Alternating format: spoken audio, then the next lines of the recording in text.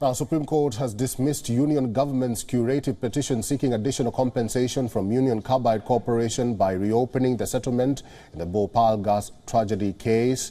Again, this is breaking news from India, where the Supreme Court has actually dismissed the Union Government's curative petition seeking additional compensation from Union Carbide Corporation by reopening the settlement in the Bhopal gas tragedy. And we are now being joined by Indra J. Singh, a senior advocate, Supreme Court. Indra, thank you very much for joining us at this hour on We On World is One. As a senior advocate at the Supreme Court, what do you make of this judgment and verdict? I speak as someone who's been involved with this case since 1984.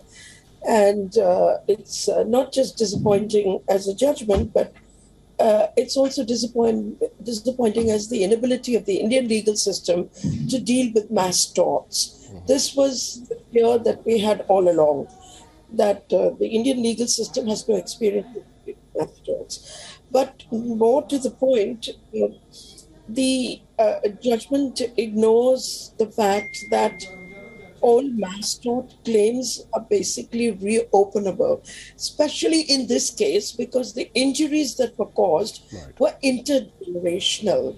So the issue was not just about what happened to the people who were exposed to the disaster, but also what happened to the generations who were born after the settlement was signed.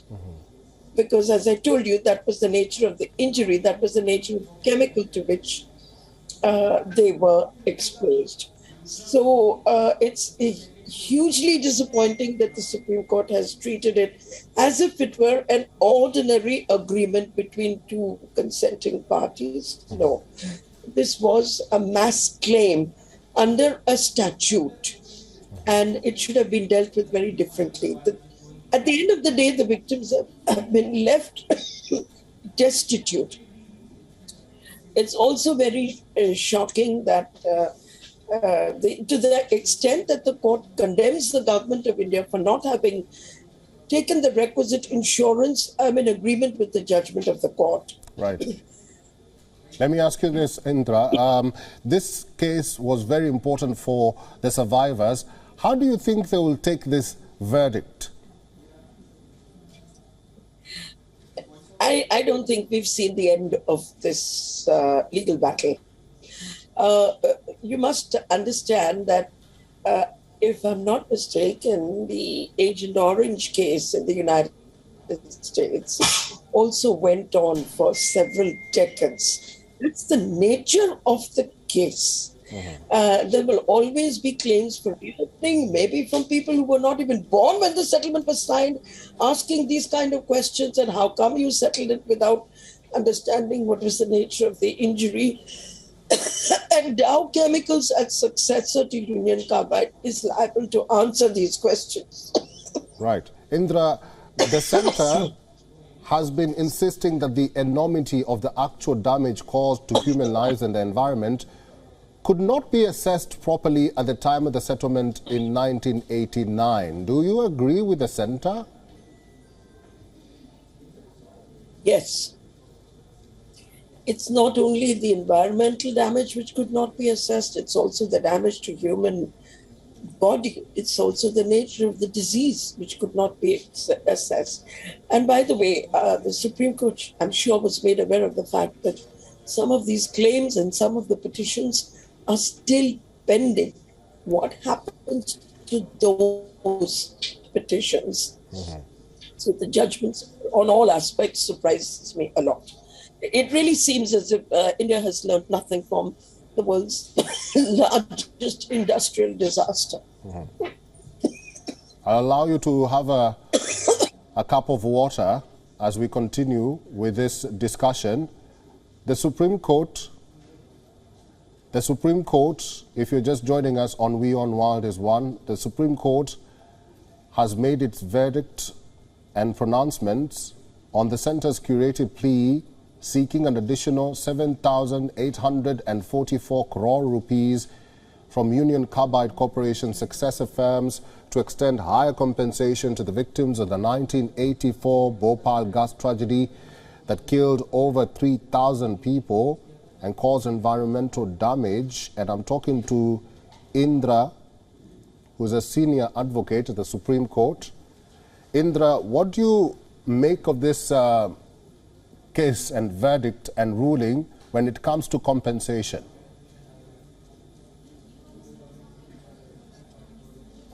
It's grossly unfair to compare levels of compensation with motor accident claims.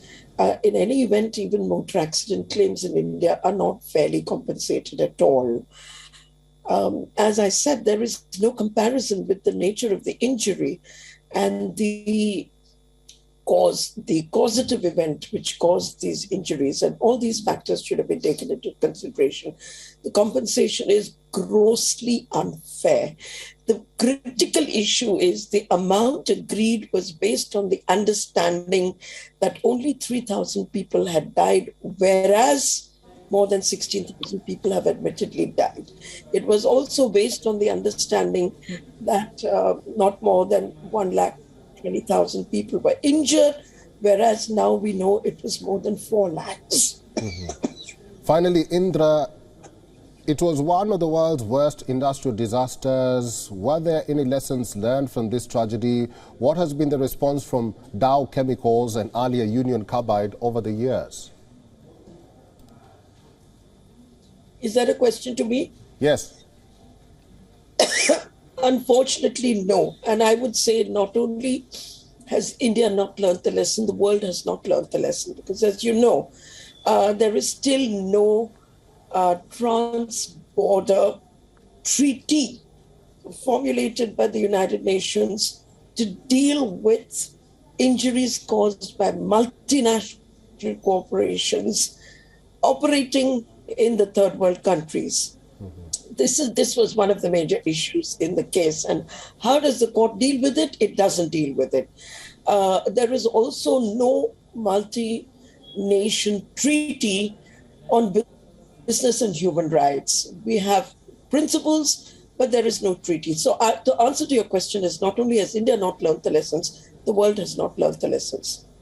Indra J. Singh, senior advocate at the Supreme Court, thank you very much for talking to us today on We On World is One. And if you're just joining us, we've been talking about this latest information coming from the Supreme Court of India, where it has dismissed Union government's curative petition seeking additional compensation from Union Carbide Corporation by reopening the settlement in the Bhopal gas tragedy case. You are watching We On World is One.